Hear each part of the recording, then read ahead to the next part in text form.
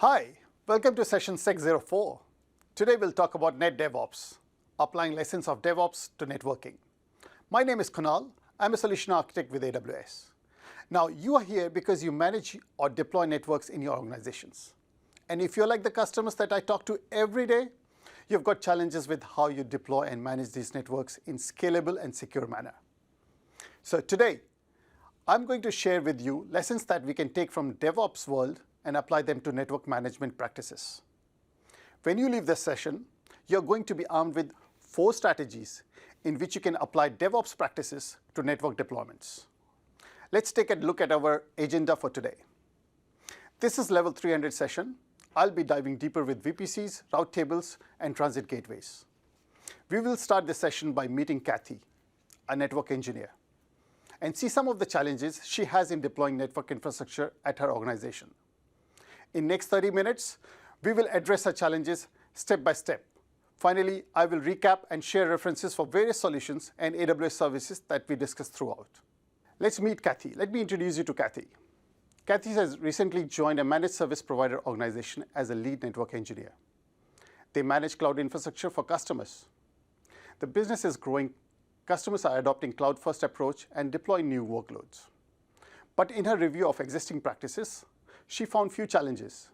Her team needs to address these to ensure that organization can continue to support growing number of clients. Let's see what her challenges are. According to Kathy, the network architecture is quite complex. It is complex not by design, but because over time, changes have been made on top of existing resources manually, such that any new change requires thorough testing of all components of the entire network. Over years, manual configurations have been done directly into production environment. The team is unable to consistently test changes in lower environments. There have been times when misconfigured network constructs have given development systems access to production data. Finally, lead time to deliver network infrastructure suitable for new features is quite high. This is due to high degree of manual security and compliance reviews required for every change. Now, I'm sure most network engineers watching this session would agree with one or more of Kathy's challenges. Let's see how DevOps practices can be implemented in network deployments to help engineers like Kathy resolve these challenges. DevOps is a combination of cultural philosophies, practices, and tools that accelerates organizations' ability to deliver applications and services at high velocity securely. This means faster changes, leveraging automation for rigorous testing, resulting in reduced software delivery lifecycle. But what about networking infrastructure? In this talk, I will focus on how DevOps practices can be applied to network deployments. Let's start with basics first. Why networks? Networks are the foundation of any IT architecture. Organizations these days are innovating at a pace never seen before. They're building modern applications, and networks are at the core of these. Networks enable them to interact with each other and with their consumers. To deliver these modern applications at fast pace, the underlying network infrastructure has to be secure and scale at equal pace. So how do we achieve this? We bring DevOps to networking.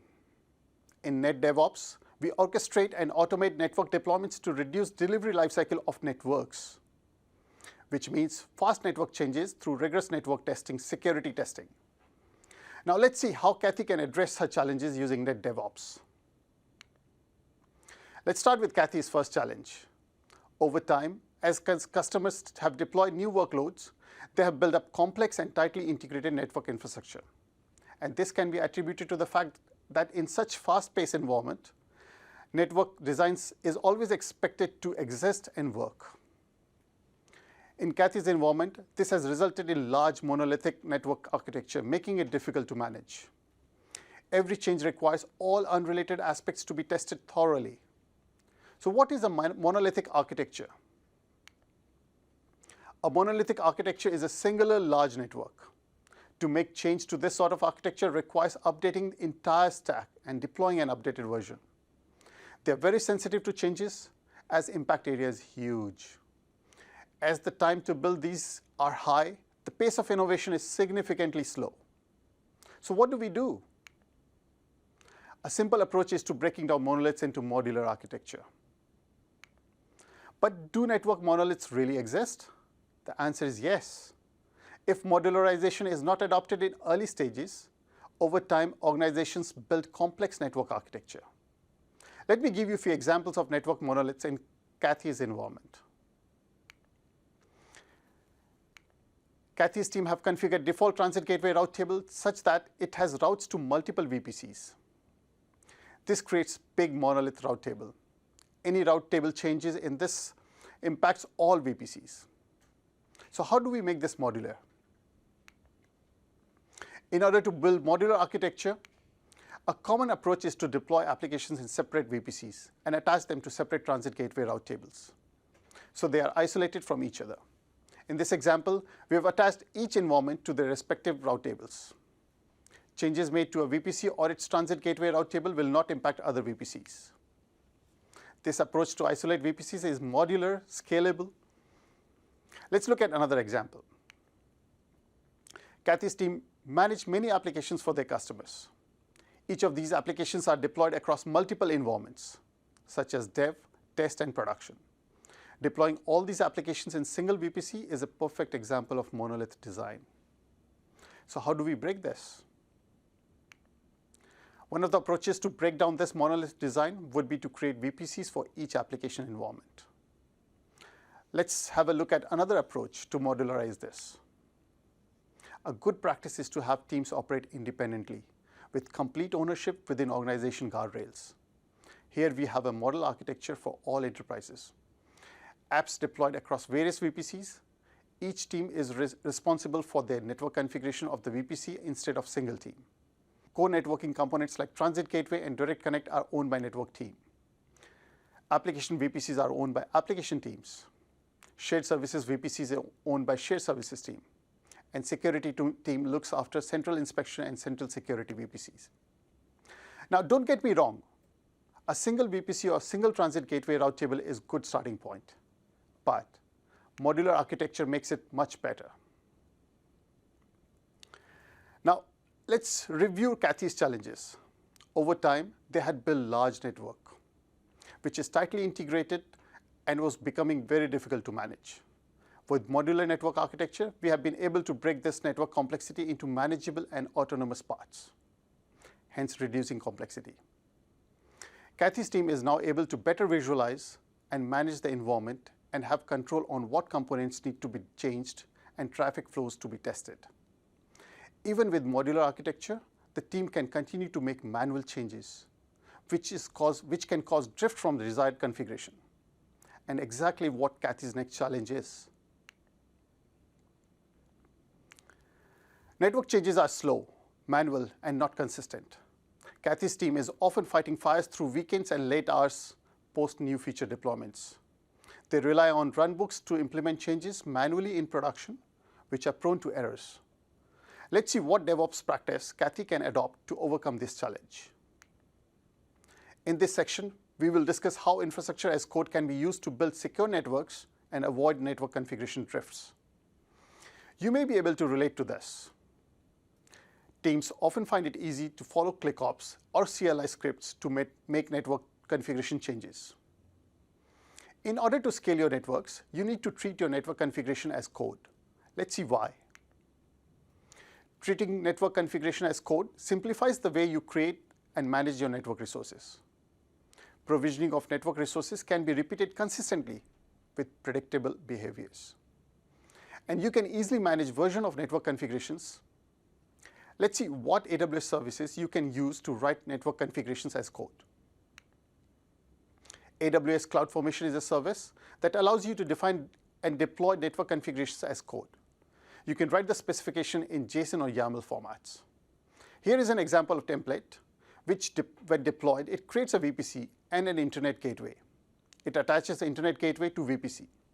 You can create a template of your network configuration and share it to individual teams so they can spin up networks at scale. You can also use AWS Cloud Development Kit, or CDK. It provides you a programming language interface to write networking configurations. AWS CDK provides you with high-level components called constructs, using which you can define your network configurations. having the ability to predefine a validated configuration allows you for consistent and repeatable network provisioning. As your network configurations evolve, you can create new versions of these templates and leverage source control systems to track changes. Recapping Kathy's challenges, her team can modularize network components and use AWS services like CloudFormation and CDK to store network configuration as code. This helps them to build consistent configuration changes in production and removes the need of manual ClickOps and scripts.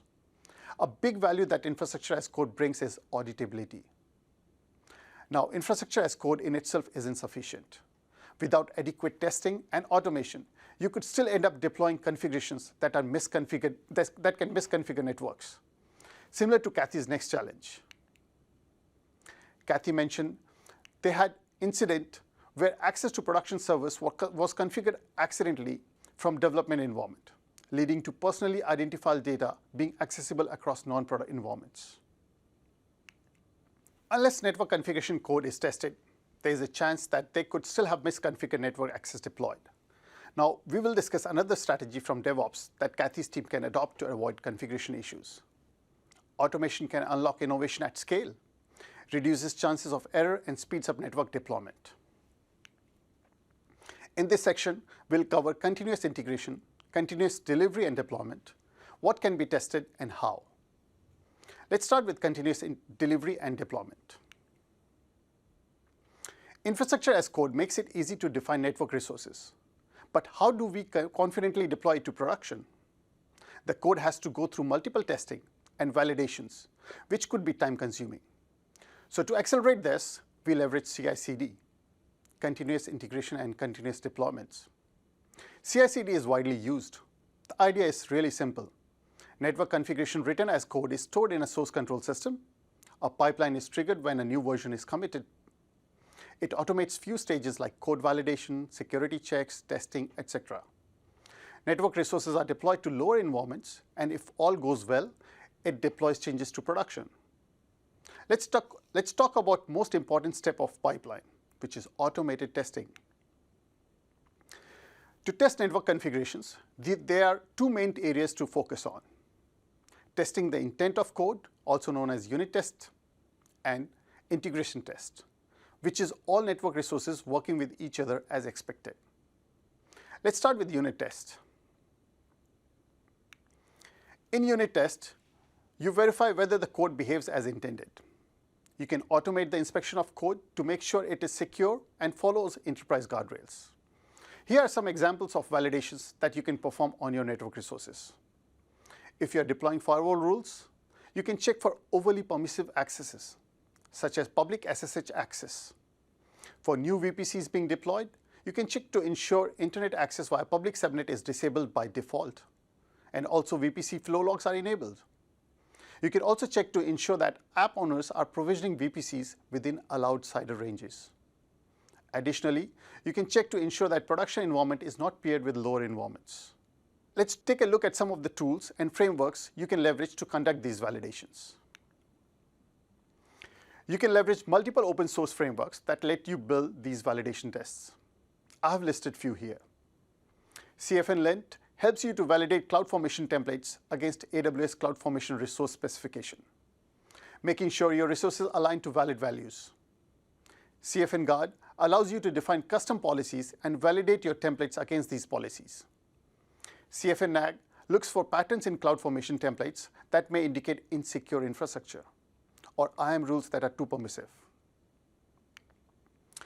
Now, let's shift our focus to integration tests. When network configurations are deployed in an environment, integration tests are executed to ensure deployed or changed network components work with the rest of the networks. Looks like we have a question from Kathy. Aha, she's looking for an example. Like Kathy, you must now be wondering how all these components work together. Let me explain you with an example. Let's take this example. Here we have existing IPsec VPN tunnel to VPCs, and we are migrating to a setup on the right with AWS Transit Gateway and AWS Direct Connect. Let's look at various deployment steps and approaches to test these. First step is to create Transit Gateway dev route table. Second step would be to create a VPC attachment for dev and associate it to transit gateway dev route table. The third step would be to add routes in transit gateway route table. This can be a dynamic or static route. Now, these steps have been automated in CloudFormation. So think about what validations can be performed. An example would be to validate that you have configured CloudFormation to create attachments in multiple subnets across multiple availability zones for high availability. Another validation would be to make sure you are not accidentally adding routes to dev route table that enables access to production environment. Once code validation is done, you need to verify configuration matches the intent. For this, you can leverage Transit Gateway Route Analyzer. Transit Gateway Route Analyzer is part of Transit Gateway Network Manager, which allows you to verify that Transit Gateway configurations will work as intended even before traffic is initiated. In this example, we can validate if instance in Dev VPC can reach destination over Direct Connect. Transit Gateway Route Analyzer can be used for more complex scenarios across multiple peered transit gateways. Moving on, we configure VPC route table to allow traffic to flow towards transit gateway. Now, to validate the success of this deployment, you can use VPC Reachability Analyzer. VPC Reachability Analyzer is a configuration analysis tool that enables you to perform connectivity testing between a source and destination. Note, VPC Reachability Analyzer does not evaluate transit gateway route tables, but only VPC route tables and attached gateways to it, like Internet Gateway or Virtual Private Gateway. To get started, you define a source and a target, which could be an IP address, and optionally an intermediate component like NAT gateway or peering connection. In this example, you can test connectivity between an instance in Dev VPC and a transit gateway VPC. VPC Reachability Analyzer can be integrated with CI/CD easily. Finally, we initiate cutover. We shut down VPN connection and run ping tests to validate connectivity. If the test is successful, we can proceed with deployments to higher environments. Otherwise, we can easily roll back. We can break down the network deployment example we just saw in 3 stages, each with its own automated pipeline. In each phase, we validate the code, deploy, run tests, and on success, move to next phase. When all these phases are successful, we repeat these for production VPC cutover. Recapping Kathy's challenges. Network architecture was complex to manage. Network deployments were slow, manual, and not consistent. They also had issues with network configurations in production. We have helped Kathy to modularize network architecture, build network configurations as code, leverage CI/CD to validate and test configurations before deploying. Adequate and appropriate testing ensures the changes are consistent, repeatable, and their behaviors are predictable. A question to you: are you running automated tests to check if your network configuration matches the intent? Now, let's address Kathy's final challenge: additional lead time to deliver product features because of manual security and compliance reviews. Let's hear the final challenge from Kathy. Kathy's final challenge is to remove lead time that are injected because additional regression tests have to be conducted on manually configured networks. Let's discuss how Kathy's team can use final strategy of NetDevOps to automate network security compliance. Impact analysis and regression tests have to be conducted every time a change is made. And even so, not all impacts are realized. Continuous assessment of your network security posture helps to detect and address potential vulnerabilities in time. In this section, we will cover what AWS service and approaches Kathy can leverage to automate network security and compliance testing. Let's start with Network Access Analyzer. Network Access Analyzer is a feature that helps you improve your network security posture by automated reasoning. You can specify your network access requirements by using network access scopes. Our access scope defines outbound and inbound traffic, including source, destination paths, and traffic types. Let's look at a few sample scenarios. You can use Network Access Analyzer scope to identify all resources in your VPCs that can be accessed from internet gateways. Another scenario. Network Access Analyzer scopes can help to identify and validate network segmentation. For example, it can verify that production VPCs and development VPCs are isolated from each other, and yet production VPC can communicate with inspection VPC. Access scopes can also help to identify trusted networks. It verifies that you have appropriate network controls, such as network firewalls and NAT gateways on all network paths. As an example, applications should access the internet only via network firewalls. Network Access Analyzer scopes also helps to identify trusted network access. It verifies that your resources have network access only from trusted IP over specified ports and protocols. For example, application instances can only download updates from trusted IP ranges and ports. Now let's see how to use a Network Access Analyzer. Network Access Analyzer is a security and governance feature of Network Manager. You start by either selecting predefined network access scopes or create one from provided template.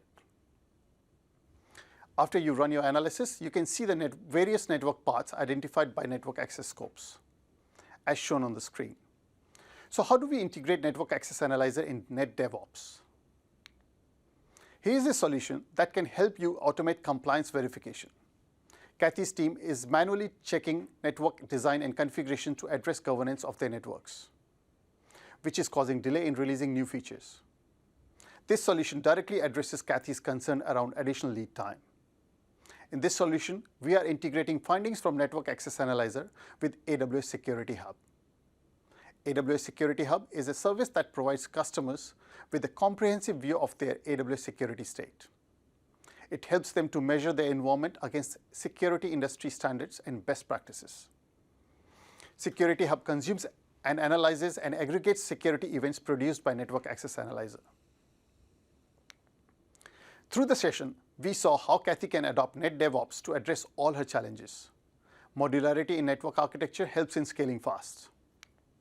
Creating a template of network configuration helps individual teams to scale their networks within enterprise guardrails. Continuous integration and deployments of network infrastructure is key to agility. Like application code, test your network configuration in lower environments before promoting to production. Finally, security and compliance test helps in discovering vulnerabilities at early stages. But as a network engineer, why should you care? Many of the current network infrastructures are still not managed using software development lifecycle methods. Instead, they are managed using more traditional techniques. This makes network changes manual, error-prone, as well as slow and sequential. NetDevOps addresses these shortcomings by adopting DevOps in networking. The end goal continues to be high-velocity delivery of applications and services. However, to meet that goal, networking infrastructure changes must be deployed quicker so they are not bottleneck in delivery lifecycle.